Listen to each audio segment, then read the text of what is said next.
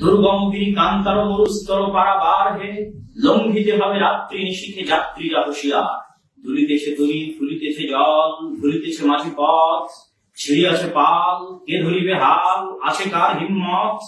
হে আছো জোয়ান, হও আগুয়ান, হাকিছে ভবিষ্যৎ। এ তুফান ভারী, দিতে হবে পারি, নিতে হবে তরি পার। আসসালামু আলাইকুম রহমতুল্লাহ বারাকাতুহু। সম্মানিত দর্শক মণ্ডলী, দেশ ও বিদেশ থেকে যারা বাংলাদেশ এবং বাংলা ভাষাভাষী মানুষ আমাদের আজকের এই আলোচনাটি শুনছেন, তারা অবশ্যই জানেন যে গত 15-20 দিন যাবৎ বাংলাদেশের উপর দিয়ে কি ভয়ঙ্কর এবং ভয়াবহতম দিনগুলো অতিক্রম হচ্ছে। ইতিমধ্যে আমরা আমাদের 250-র অধিক ভাইদের আমরা হারিয়ে ফেলেছি। 300-র অধিক মানুষ, প্রায় 5 শতাধিক মানুষ অন্ধ হওয়ার পথে, এবং কয়েক হাজার মানুষ আহত অবস্থায় মেডিকেলে কাতরাচ্ছে।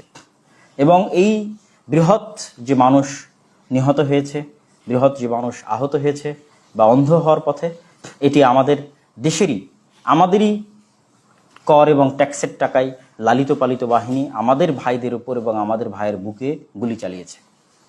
এই দায় কখনোই সরকার এড়াতে পারে না। হয়তো সরকার বলছে কোনো সন্ত্রাসী বাহিনী হামলা চালিয়েছে ইত্যাদি, তো সন্ত্রাসী বাহিনী হামলা চালালেও সেই সন্ত্রাসী বাহিনী থেকে আপনি দেশের জনগণকে নিরাপত্তা দিতে পারেননি, এই দায় আপনি এড়াতে পারেন না। অথবা আপনি হয়তো বলছেন বিটিভি বা ইত্যাদি বিভিন্ন স্থাপনায় হামলা হয়েছে, তো ওই স্থাপনার নিরাপত্তা আপনি দিতে পারেননি, এই জন্য আপনি ব্যর্থ, এই দায় আপনি এড়াতে পারেন না। বিটিভি বা ইত্যাদি বা মানুষের উপর হামলা, সেটা আপনি করেন অথবা অন্য কেউ করুক, উভয় অবস্থায় এই দায় আপনাকে বহন করতে হবে। এবং এই জনগণের জীবন এবং জান এবং মালের নিরাপত্তা না দিতে পারা, ছাদে উঠে একটি শিশুর নিরাপত্তা না দিতে পারা, যারা বারান্দায় দাঁড়িয়ে থাকা একজনের নিরাপত্তা না দিতে পারা, জনগণের মধ্যে পানি বিতরণ করা একজনের নিরাপত্তা দিতে না পারা, কার্নিশে আশ্রয় নেওয়া একজন যুবকের জীবনের নিরাপত্তা দিতে না পারা, নির্মম এবং নির্দয়ভাবে গাড়ি থেকে জীবন্ত একজন মানুষকে, শোনা যাচ্ছে সে নাকি সিয়াম অবস্থাতেও ছিল বৃহস্পতিবারের দিন, তাদের এই লাশকে অপমান করত গাড়ি থেকে ফেলে দেওয়া, এই যে ভয়াবহ হৃদয় বিদারক দৃশ্য দেখলে মনে হয় না যে আমরা বাংলাদেশের দৃশ্য দেখছি, বরং মনে হচ্ছে আমরা গাজা অথবা ফিলিস্তিনের দৃশ্য দেখছি। এই নির্মম গণহত্যা, ছাত্র জনতার হত্যা এবং এই নির্মম ধ্বংসযজ্ঞের দায় বর্তমান সরকার কোনোভাবেই এড়ানোর সুযোগ নেই। আমরা বরং ছাত্র জনতার এই আন্দোলনকে সাধুবাদ জানিয়ে বলতে চাই যে গত 15 বছর যাবৎ যে স্বৈর শাসন বাংলাদেশের মানুষের উপর চেপেছিল, বাংলাদেশের মানুষ কথা বলা ভুলে গেছিল, বাংলাদেশের মানুষ লেখা ভুলে গেছিল, বাংলাদেশের মানুষ তার অধিকার চাওয়া ভুলে গেছিল, এমনকি বাংলাদেশের মানুষ তার জীবনের নিরাপত্তা পর্যন্ত হারিয়ে ফেলেছিল। আজ এই ছাত্রদের আন্দোলনের মাধ্যমে শতাধিক মানুষের লাশের উপর দিয়ে আমি যেমন আজ ভিডিও করার অধিকার পেয়েছি, বলতে পারছি, আরও হাজার হাজার মানুষ তাদের কথা বলার এবং লেখার অধিকার ফিরে পাচ্ছে। এই জন্য আমি আমাদের এই ছাত্র যোদ্ধাদেরকে আমি স্যালুট জানাতে চাই এবং আমি বলতে চাই যেন আগামীর ভবিষ্যতের বাংলাদেশের তারাই নেতৃত্ব দেয়। আমরা গত 50 বছর যাবৎ যে লেজুর বৃত্তির পারিবারিক দালালির রাজনীতি দেখে এসেছি, এই লেজুর বৃত্তিক পারিবারিক দালালির রাজনীতি আমরা দেখতে চাই না। যে ছাত্ররা এত সুন্দরভাবে শান্তিপূর্ণ একটি আন্দোলনকে লিড দিতে পেরেছে, তারা অবশ্যই রাষ্ট্রকে আরও সুন্দরভাবে লিড দিতে পারবে। যারা সত্য বলতে জানে, যারা ন্যায়ের পক্ষে জানে, তারা অবশ্যই একজন খুনির চাইতে, একজন মিথ্যুকের চাইতে ভালো দেশ পরিচালনা করতে পারবে।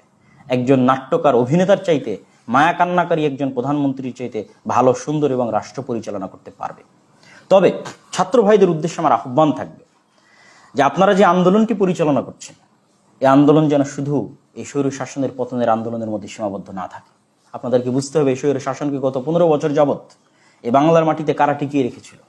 সেই ব্রাহ্মণ্যবাদী, সাম্রাজ্যবাদী, আমাদের প্রতিবেশী স্বরূপ মালিক যারা 1971-এ তৎকালীন প্রবাসী সরকারের প্রধানমন্ত্রী তাজউদ্দিনের কাছ থেকে 7 দফার গোলামির চুক্তিতে স্বাক্ষর করিয়ে নিয়েছিল সোভিয়েত ইউনিয়নে বসে।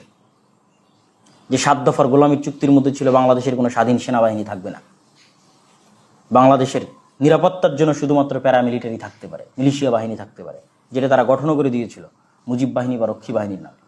বাংলাদেশের নিজস্ব স্বাধীন কোনো পররাষ্ট্রনীতি থাকতে পারবে না, বাংলাদেশের পররাষ্ট্রনীতি তারা কন্ট্রোল করবে। আমরা জানি গত 15 বছর যাবৎ বাংলাদেশকে সেই দাসত্বের জিঞ্জিরে আবদ্ধ করা হয়েছে।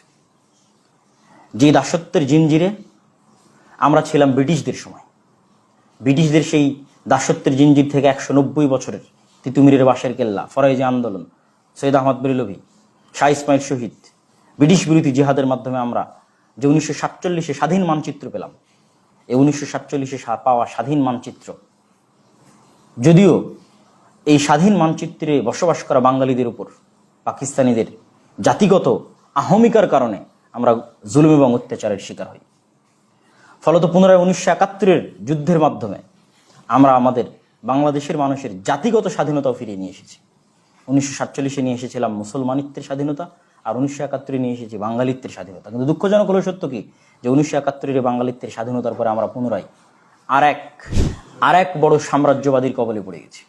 ব্রিটিশদের কবল থেকে পাকিস্তানের কবলে, পাকিস্তানের কবল থেকে এখন আমাদের প্রতিবেশী ভারতের কবলে, যারা আমাদের নদীগুলোকে মরুভূমি বানিয়ে ফেলেছে, যারা আমাদের সীমান্তে নির্বিচারে বাংলাদেশের মানুষকে হত্যা করেছে, ফেলানিকে ঝুলিয়ে রেখেছে, এখনও হত্যা করছে, যারা বাংলাদেশের মধ্যে দিয়ে তাদের করিডোর এবং ট্রানজিট নিয়ে যেতে চায়, যারা বাংলাদেশকে কিছুই দিতে চায় না, শুধু নিতেই চায়। বাংলা বন্দর নেবে, সমুদ্র বন্দর নেবে, চিটাগাং নিবে, রাস্তা নিবে, করিডোর নিবে, ট্রানজিট নিবে, কিন্তু সামান্য তিস্তার পানিটুকু দিবে না, সামান্য গঙ্গা এবং পদ্মার পানিটুকু দিবে না, সামান্য সীমান্তের নিরাপত্তা দিবে না। এই যে দাসত্বের বাংলাদেশে পরিণত হয়েছে, আমি মনে করি এই বাংলাদেশের ছাত্রদের যে আন্দোলন চলছে, আন্দোলন তখনই পরিপূর্ণ সফলতা পাবে যারা এই স্বৈর শাসককে বসিয়ে রেখেছিল সেই সাম্রাজ্যবাদীদের থেকে যখন আমরা স্বাধীনতা পাবো। সেই দাসত্বের যে চুক্তিগুলো আছে, এই চুক্তিগুলো যখন ছিন্ন ভিন্ন করে দেওয়া হবে এবং স্বাধীন পররাষ্ট্রনীতির উপর যখন এই বাংলাদেশ প্রতিষ্ঠিত হবে। যে বাংলাদেশের স্বপ্ন দেখেছিলেন শেরে বাংলা একে ফজলুল হক, তিনি চাননি যে আমরা ভারতের সাথে যাই অথবা পাকিস্তানের সাথে যাই, কিন্তু কলকাতার দাদাবাবুদের কারণে তাকে নিজের মুসলমানিত্ব রক্ষা করতে পাকিস্তানের সাথে সম্পৃক্ত হতে হয়েছিল। কিন্তু তিনি চেয়েছিলেন স্বাধীন বাংলাদেশ, যেখানে হিন্দু মুসলিম সবাই বসবাস করবে, সমান অধিকার পাবে, সাম্য এবং ন্যায় বিচার পাবে। আমরা আজ দীর্ঘদিন পর হলেও শেরে বাংলার সেই বাংলাদেশে নিঃশ্বাস নিতে পারবো বলে আশা করছি। মাওলানা ভাসানী, হোসেন শহীদ সোহরাওয়ার্দীর বাংলাদেশে নিঃশ্বাস নিতে পারবো, যেখানে হিন্দু মুসলিম সকল ধর্মের মানুষ সমান অধিকারের সাথে, সাম্য ন্যায় বিচার এবং ন্যায়নিষ্ঠার সাথে, এবং পাকিস্তানের গোলামি মুক্ত অবস্থায় এবং ভারতের গোলামি মুক্ত অবস্থায় এটি স্বাধীন দেশে বসবাস করতে পারবো, সে আশা আমরা করতে পারি। তখনই আমি মনে করি ছাত্র ভাইদের এই বিপ্লব পরিপূর্ণ হবে। অতএব ছাত্র ভাইদের হাল ছাড়লে হবে না। এবং যারা বলে যে বাংলাদেশ কখনোই তার পার্শ্ববর্তী বিশাল দেশের সহযোগিতা ছাড়া চলতে পারবে না, তাদের উদ্দেশ্যে বলতে চাই, বাংলাদেশকে আল্লাহ সুবহানাহু ওয়া তাআলা যে বড় বড় নিয়ামত রাজি দ্বারা ঘিরে রেখেছেন, এই নিয়ামত রাজি পাক ভারতের এই দক্ষিণ এশিয়ার আর কোনো দেশকে আল্লাহ সুবহানাহু ওয়া তাআলা দেননি। হিমালয় পর্বত থেকে নেমে আসা প্রায় 90 নদীগুলোর 90 ভাগ বাংলাদেশের মধ্যে দিয়ে প্রবাহিত হয়েছে। এত উর্বর ভূমি এই দক্ষিণ এশিয়ায় কোনো দেশে নাই। আমাদের সমুদ্রও কানেক্টেড আছে, আমরা ল্যান্ডলক নই। সুতরাং এই দেশের স্বাধীনতার জন্য, এই দেশের নিরাপত্তার জন্য, এই দেশের উৎপাদন সক্ষমতার জন্য যা প্রয়োজন তার সবই এই দেশের আছে। অতএব এই দেশকে যদি স্বাধীন পররাষ্ট্রনীতির মাধ্যমে এবং ন্যায় বিচার এবং সাম্যের মাধ্যমে বৈষম্য মুক্ত অবস্থায় পরিচালনা করা যায়, আমি শতভাগ বিশ্বাস করি বাংলাদেশ ভারতের চাইতে এবং পাকিস্তানের চাইতে শতভাগ এগিয়ে থাকবে উন্নতিতে, অগ্রগতিতে, সমাজে, অর্থনীতিতে, রাজনীতিতে, সকল কিছুতে। তো আমি উদাত্ত আহ্বান জানাই ছাত্র ভাইদের প্রতি, যেই আপনারা যে আন্দোলনে আছেন, এই আন্দোলনে আমাদের যেমন ধৈর্যের প্রয়োজন আছে, আমাদের এই দেশকে আল্লাহ সুবহানাহু ওয়া তাআলা ভৌগোলিক যে নিয়ামত দিয়েছে, যেখানে আমরা এক এরিয়ার মধ্যে এক ভাষায় এক জাতিতে বসবাস করছি, যেখানে এক ভাষা এবং এক জাতি হওয়ার কারণে গণবিপ্লব এবং গণ অভ্যুত্থান অনেক সহজ। এখানে সশস্ত্র বা সহিংস রাস্তা অবলম্বন করার কোনো প্রয়োজন নাই। অতএব সরকার যতই নাটক করুক, যতই জঙ্গি নাটক তৈরি করার চেষ্টা করুক, আমরা যদি ধৈর্য ধরে থাকি এবং শান্তিপূর্ণ আন্দোলন অব্যাহত রাখি, তাহলে গণ অভ্যুত্থানের মাধ্যমে, গণবিপ্লবের মাধ্যমে এই দেশে গত 50 বছর যাবৎ মুক্তিযুদ্ধের যে চেতনা বিক্রি করে ভারতের তাবেদার এবং দাস রাজ্যে পরিণত করার চেষ্টা করা হয়েছে, সেই দাসত্বের অবসান হবে, স্বৈর শাসনের অবসান হবে। এক মুক্ত বাংলায়, এক স্বাধীন বাংলায়, এক সাম্য এবং বৈষম্য মুক্ত বাংলায় আমরা স্বাধীন নিঃশ্বাস নিতে পারবো। আল্লাহ সুবহানাহু ওয়া তাআলা আমাদের সেই তৌফিক দান করুক। আল্লাহুম্মা আমিন। আসসালামু আলাইকুম ওয়া রাহমাতুল্লাহি ওয়া বারাকাতুহু।